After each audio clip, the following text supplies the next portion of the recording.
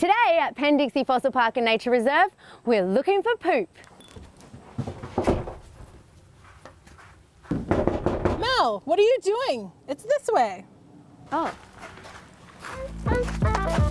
You won't just find the fossils of ancient critters and corals at Penn Dixie. Oh no, there's a whole lot more, including the stuff those critters left behind. You know what? I think Dr. Holly explains this better. We have 380 million year old worm poop, and it's fossilized for us to find, and oftentimes it's sparkly because the poop is replaced by the mineral pyrite, which is fool's gold.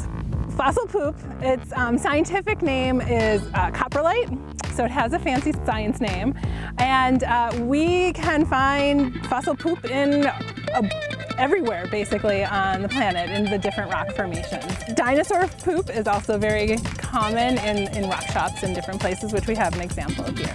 And while you won't find dinosaur poop at Penn Dixie, except for the piece Dr. Holly keeps for teaching purposes, there is another common rock that is more than meets the eye. This is limestone, another sedimentary rock here at Penn Dixie. So all fossils, most fossils come from sedimentary rocks. But this sedimentary rock is unique because it has silt, sand, and clay, and a little bit of bioorganisms that are dead, or microfossils. And the thing that cements or holds them together is their excrement, like pee and poop.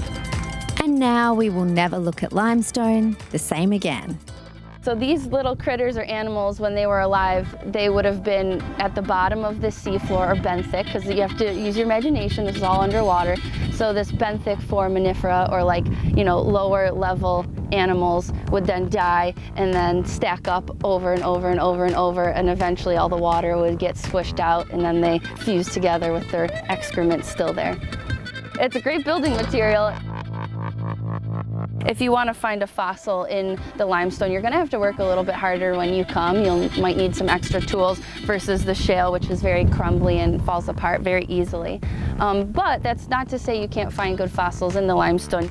The best way to find a fossil probably in the limestone would be to find a crack or a fissure and get the chisel and the hammer and just start whacking. You're mostly going to find corals, you might find some crinoids or those underwater sea lilies, and a lot of it is microscopic fossils, little microfossils that you'd need a microscope to see because they're so teeny tiny. But before you poo-poo the idea of fossilized excrement. So the value of fossil poop, it's telling us that not only were animals living on the bottom of the ocean, but also in the sediment of the ocean floor. That even though those animals aren't preserved, because they're soft-bodied, we have things they left behind. So awesome, and you can head to Penn Dixie anytime you want, but Fridays are great because it's Fossil Fridays where you can dig all the fossils you want for just $7. Check out penndixie.org. They also have really cool shirts. Dr. Holly had a really cool Penn Dixie shirt on. I have that one and I love it. They do really good merchandise. So definitely fun to go check it out. Fridays are the day to do it.